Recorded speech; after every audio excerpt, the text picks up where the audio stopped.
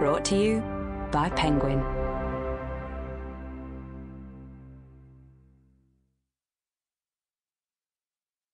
The Asshole Survival Guide. How to Deal with People Who Treat You Like Dirt. Written and read by Robert I Sutton. Chapter 1.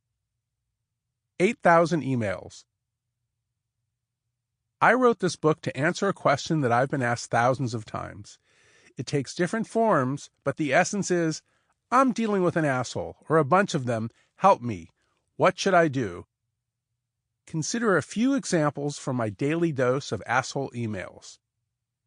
Here's one from a physician at a deeply dysfunctional hospital with the most insensitive team chief imaginable. What's an underling to do?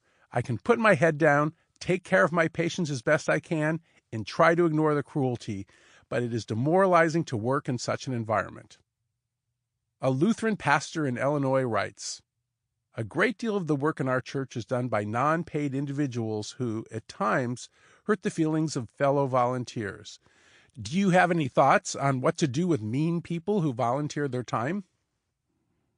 A retired German manufacturing manager asks, "In my working life, I've been fired at least 3 times through the doing of arseholes, sales cons, Arschlacher, Stranzi, and their like. What advice do I give my son so he doesn't suffer the same fate?" A Silicon Valley CEO writes, "With so many startups and so many venture capitalists who lack operational experience sitting on boards, I was wondering if you have done any work or thinking about board holes, that is, individual bad board members or entirely dysfunctional boards, which one might call douche boards." And from a librarian in Washington, D.C., "I am knee-deep in Russian assholes. Help!" Someone asks me a version of this question pretty much every day. It arrives in those emails and via Twitter, LinkedIn, and Facebook too. Students, colleagues, clients, friends, enemies, and relatives ask it at gatherings including classes, faculty meetings, weddings, and funerals. Strangers call my Stanford office about once a week to ask it. I've been asked for survival tips from cashiers at Costco and Walgreens, nurses and doctors at the Cleveland Clinic and Stanford Hospital, flight attendants from airlines including Air France and United, construction workers in San Francisco and Idaho, Uber drivers in Dubai and San Francisco, subway riders in New York City and BART riders in San Francisco, U.S. Marines in Afghanistan, a prison guard in Texas, several Catholic priests, a Jewish cantor and a cantor's wife, 50 or so lawyers, and at least a dozen CEOs.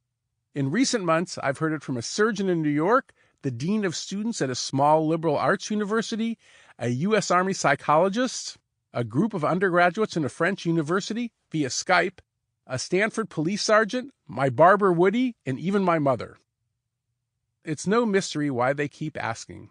It all started when I wrote The No Asshole Rule in 2007 and a related essay for Harvard Business Review a few years before.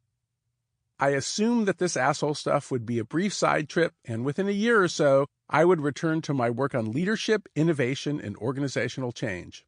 I was wrong. That little book touched a nerve. It took me a few years to accept that, no matter what else I write in my life or any other impact my work has, I will always be known first and foremost as the asshole guy. Some 800,000 readers in the United States and dozens of other countries bought a copy of The No Asshole Rule, far more than my other books. The steady stream of emails, social media, traditional press inquiries, and disturbing, weird, or funny conversations about all things asshole have become part of my life that I expect, usually enjoy, and try to handle with compassion and good cheer. Many readers were drawn to The No Asshole Rule because they were besieged by jerks who left them feeling like dirt. And they sought relief. It does have a chapter on When Assholes Reign, tips for surviving nasty people in workplaces. The main focus of that book, however, was on building civilized workplaces, not on dealing with assholes. The Asshole Survival Guide is devoted to strategies and tips that enable people to escape from, endure, battle, and force out bullies, backstabbers, and arses. I developed these strategies and tips over the years.